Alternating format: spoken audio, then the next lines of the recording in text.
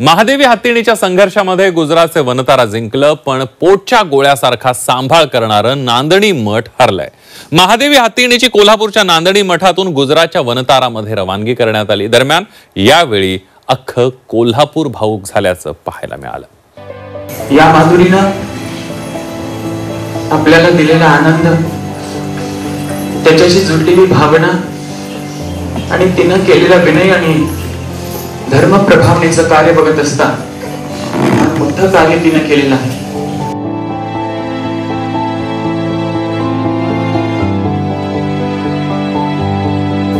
ही वेळ आहे पाठवणीची, ही वेळ कायमस्वरूपी ताटातूट होण्याची,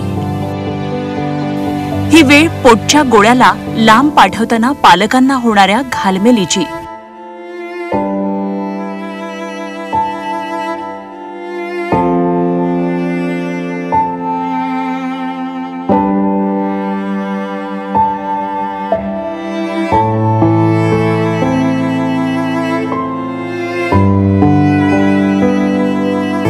हजारोंच्या संख्येनं जमलेले हे भाविक नव्हे तर श्रद्धेनं 35 वर्ष सोबत केलेल्या हत्तीणीसाठी एकत्रित आलेलं हे एक भावभावनांचं वादळ आहे।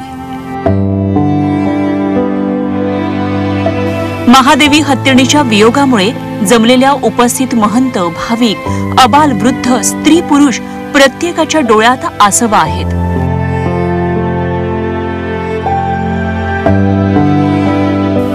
मनात अतीव दुःखाबरोबर तितकाच सात्विक संतापही आहे।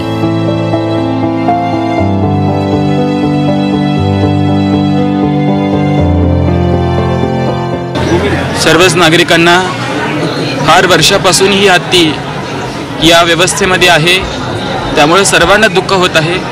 मी भलेही 4-5 वर्ष 6 वर्ष झालं हत्ती बघतोय, पण या ग्रामस्थ या भागातील सर्व लोक 30-35 वर्षापासून या हत्तीला बघत आहेत। हत्तीनं माझ्यावरती, समाजावरती, सगळ्यांच्याच वरती केलेलं जो प्रेम आहे तो कधीही कोणी विसरू शकणार नाहीत। आणि हा जो निर्णय झाला आहे तो धक्कादायक आहे, लोकांना पचवणं फार कठीण आहे, मुश्किल आहे। आम्हालाही हा पचवणं निर्णय फार कठीण आहे, तरीही न्याय व्यवस्थेचा सन्मान करत आहोत। कोल्हापूर जिल्ह्यातील नांदणी मठात असणाऱ्या महादेवी हत्तीणीची अखेर गुजरातच्या वनतारा हत्ती केंद्रात पाठवणी करण्यात आली आहे।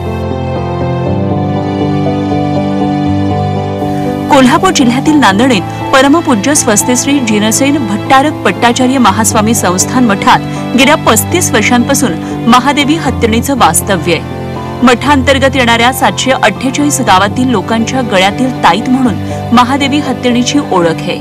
महादेवी हत्तीणीची निगा व्यवस्थित राखली जात नसल्याचं पेटा संघटनेचं मत आहे।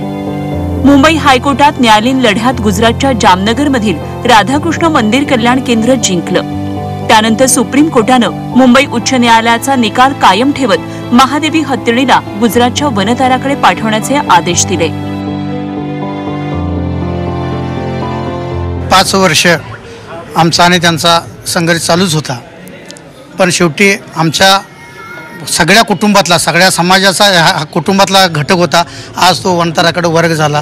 न्यायालयाचा मान राखून आम्ही तो निर्णय घ्यायचा ठरवलं। सुप्रीम कोर्टाच्या याच आदेशानं महादेवी आणि मठाची कायमस्वरूपी ताटातूट झाली। वनतारा टीमकडे सोपवण्याआधी महादेवी हत्तीणीच्या काढलेल्या मिरवणुकीत पंचक्रोशीतले हजारो भाविक सहभागी झाले।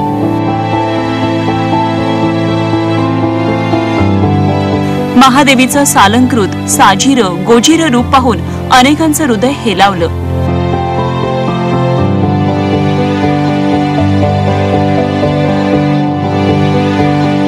तिला निरोप देताना मठाचे प्रमुख जिनसेन महास्वामी तर धाय मोकलून रडले।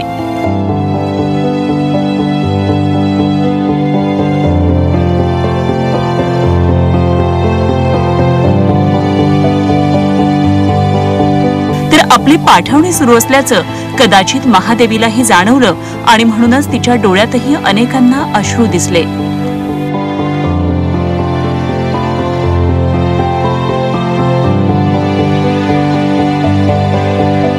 हे नुसतं एक हत्ती प्राणी नसून ते आमच्या सर्व आमचे कुटुंबातील घटक असल्यासारखं आहे। गेले 35 वर्ष आम्ही स्वतः लहानाचे मोठे त्या हत्तीसोबत झालेलो आहोत। महादेवीला वनताराच्या व्हॅनमध्ये चढवण्याआधी उपस्थित भाविकांच्या भावनांचा यावेळी उद्रेकही पाहायला मिळाला. संतप्त जमावानं पोलिसांची वाहनं फोडली. त्यांच्यावर सौम्य लाठीचार्ज करत पोलिसांनी अखेर महादेवी हत्तीणीला वनतारा पथकाच्या स्वाधीन केलं.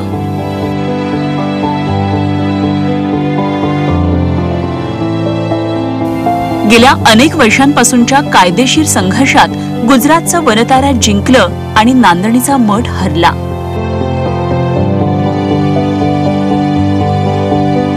महादेवीचा इथून पुढे पंचतारांकित सांभाळ होईलही, पण तिच्या मायेच्या माणसांपासून तिची कायमस्वरूपी झालेल्या या ताटातुटीत महादेवीचं मन आकरंदेल त्याचं काय? प्रताप नाईक, झी 24 तास, कोल्हापूर.